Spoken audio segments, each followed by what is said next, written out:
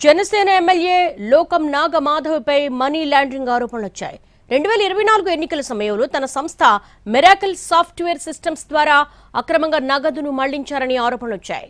సంస్థలో పనిచేసి మానేసిన ఆనంద్ అనే మాజీ ఉద్యోగి సాక్ష్యాధారాలతో సహా కేంద్ర ఎన్నికల సంఘానికి లోకం నాగమాధవ్పై ఫిర్యాదు చేశాడు. సుమారు 300 మంది ఆ తర్వాత మొత్తాన్ని ఎమ్మెల్యే మనుషులు తిరిగి నగదు రూపంలో వెనక్కు తీసుకున్నారని చెప్పారు. ఆ డబ్బును ఎన్నికల ఖర్చులకు ఉపయోగించారని ఫిర్యాదు చేశారు.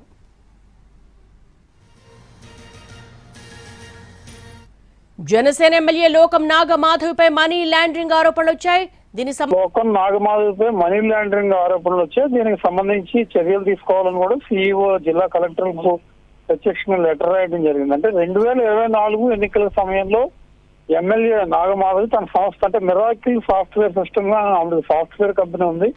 ఆ కంపెనీలో పనిచేసే కొంతమంది ఉద్యోగులకు డైరెక్ట్ గా 300 మంది ఉద్యోగుల ఖాతాల్లో నగదు జమ చేయటం, జనవరి నుంచి ఏప్రిల్ వరకు జీతంతో పాటు అదనంగా ఒక 2 లక్షల రూపాయలు, 1.2 లక్షల రూపాయల వరకు జమ చేసి ఆ మొత్తాన్ని లోకల్ గా అంటే స్థానికంగా కాన్స్టిట్యూన్సీలో నెల్లిమర్ నియోజకవర్గంలో ఎలక్షన్ కోసం ఖర్చు పెట్టడం జరిగింది. దీనికి సంబంధించి ఆ సంస్థలో పనిచేసే ఒక ఉద్యోగి కేంద్ర ఎన్నికల సంఘానికి ఫిర్యాదు చేశారు. దీంతో కేంద్ర ఎన్నికల సంఘం రాష్ట్రానికి లెటర్ రాసింది. వెంటనే సీఈఓ స్పందించి దీనికి సంబంధించి కలెక్టర్ కు లెటర్ ఫిర్యాదు మీద వెంటనే తక్షణ సమగ్ర విచారణ జరిపించి ఒక డీటెయిల్ గా నివేదిక ఇవ్వాలని కూడా ఆదేశాలు జారీ చేయడం జరిగింది. అంటే యాక్చువల్ గా ప్రతి ఎన్నికల్లో కూడా ఎన్నికల ఖర్చు అనేది కొంత లిమిటేషన్ ఉంటుంది. దాన్ని దాటి ఆమె తమ సొంత సంస్థ నుంచి మిరాకిల్ సాఫ్ట్వేర్ సిస్టమ్స్ అనే సంస్థ నుంచి నగదు బదిలీ చేసుకోవడం, ఈ వ్యవహారాలు అన్నిటి మీద కూడా మనీ లాండరింగ్ ఆరోపణలు వచ్చాయి. కాబట్టి ఈ డీటెయిల్డ్ ఎంక్వైరీ తర్వాత ఎలాంటి చర్యలు తీసుకుంటారు, కలెక్టర్ ఇచ్చే నివేదిక ఆధారంగా సీఈఓ ఎలాంటి రికమెండేషన్స్ చేసే అవకాశం ఉంది, వీటన్నిటి మీద కూడా తాజా పరిస్థితి ఆధారపడి ఉంది.